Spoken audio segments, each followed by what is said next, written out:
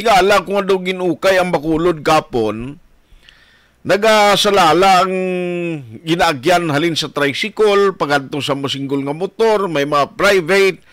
Pero nakita ta nga ang pag-check kahapon, daw talalapod ang ginahimo no sang taga LTO enforcement unit kag team upod ang bitaw personnel kag iban pagid na nga nag-augment man nagbulig sa ila operation. Pero maki-update kita vlog karon nga aga. Online sa hotline.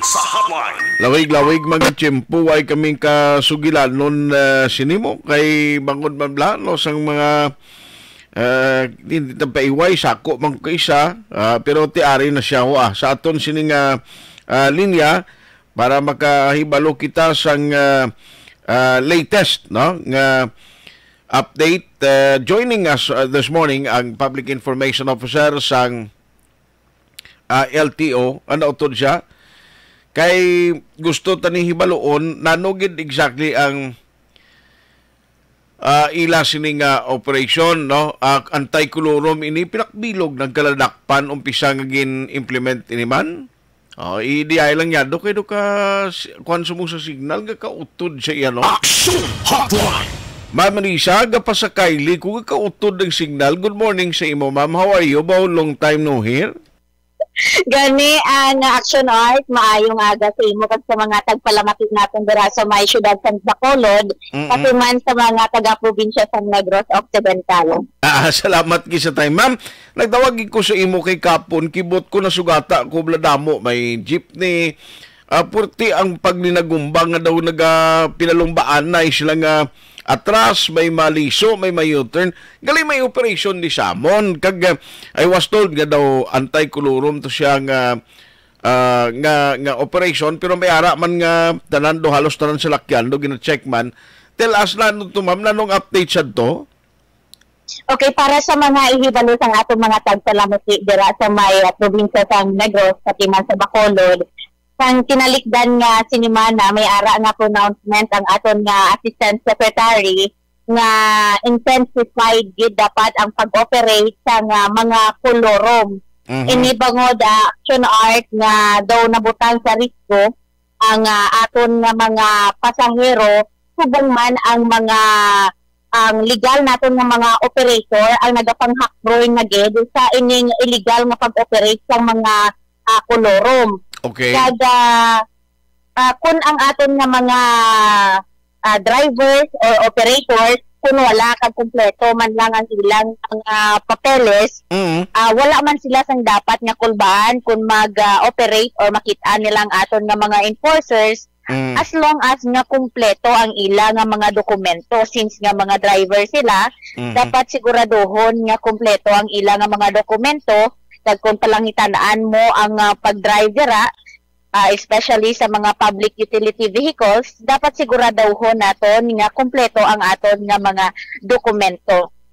So para sa mga tagpalamati namon dira sa may tagpalamati ta sa may Negros, kahapon nagresulta ang ining operation sa aton nga mga law enforcement combined forces ina siya sa regional team subong man sang aton nga provincial law enforcement kag nagresulta ini siya sa may siyam tanan sa okay.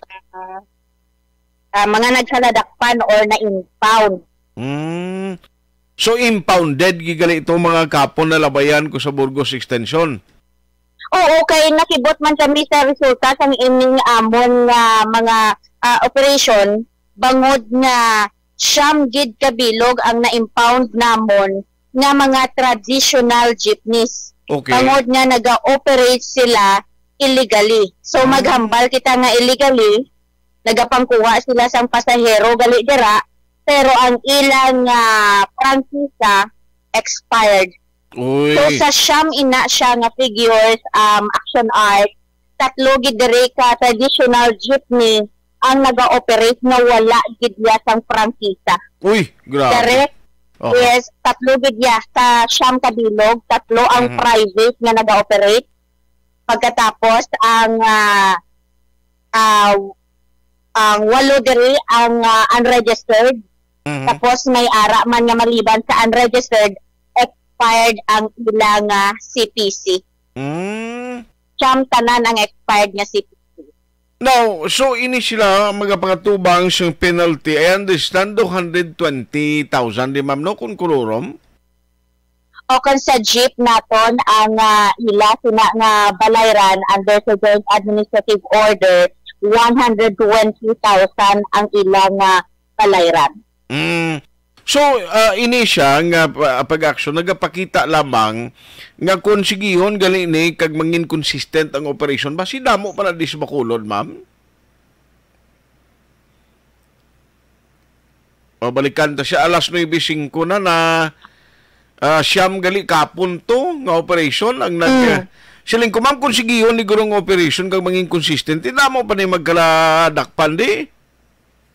O kadamo pa ang action art, that is why nga basi mahambal ang aton mga pumuluyo dira sa may Negros or sa Bacolod nga sila gid ang gin-target hindi kay may ara gid kami yang mga regular operation gid namon ina siya ang kasunod man sang mandato sang aton nga assistant secretary kay suportado man ini sang aton nga regional director si RD Eric Atabaldo.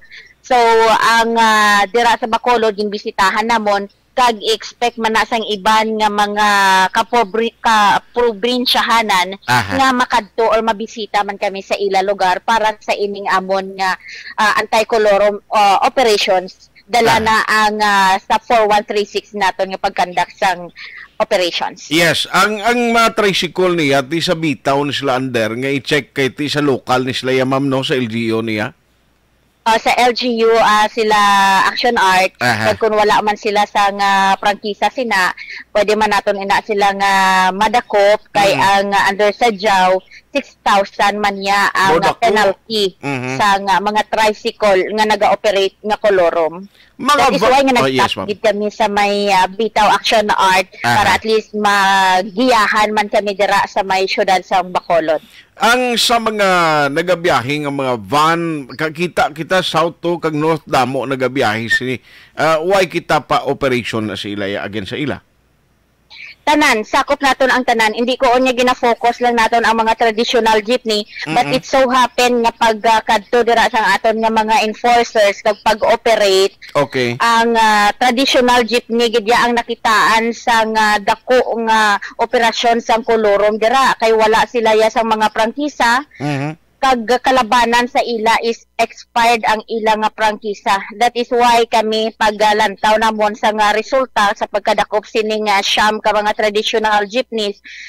Nakita namon ka nga damo gali ang naga-operate dira sa may Bacolod nga mga illegal nga mga jeepneys. So hindi lang ni mga jeepneys ang sakop naton, pati ang mga vans, bus, kag tanan-tanan kay wala man kita sang selection or ginapili dire ato aton nga operation nga ginakandak. So that includes sa mga modernized nga mga jeep nga ni i-check man ni sila.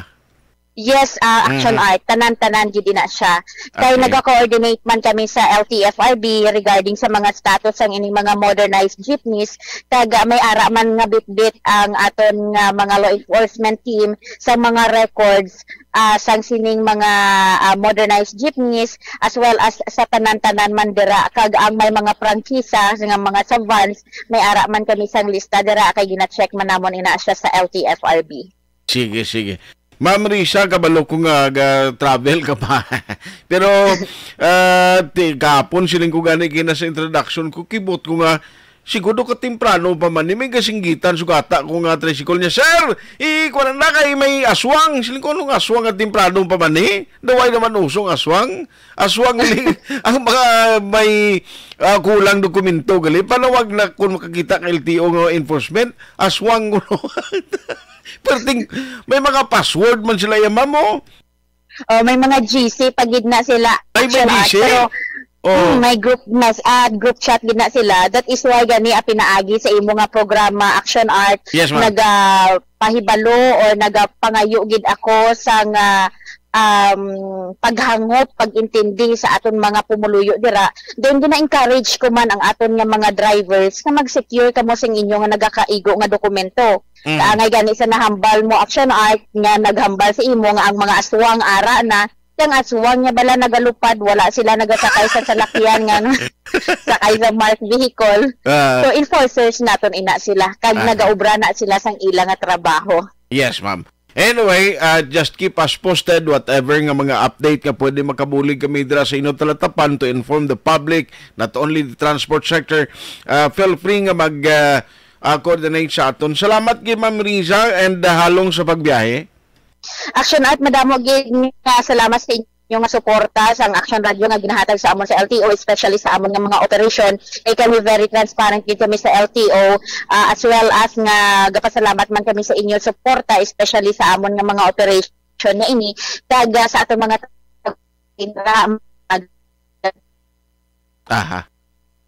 Ate siya. Salamat gid. Pasalamatin na lang na siya yado. Harap pa siya kay nanay katapusan lang dumawasi pa. Action Hotline. Siyam kahapon ang mga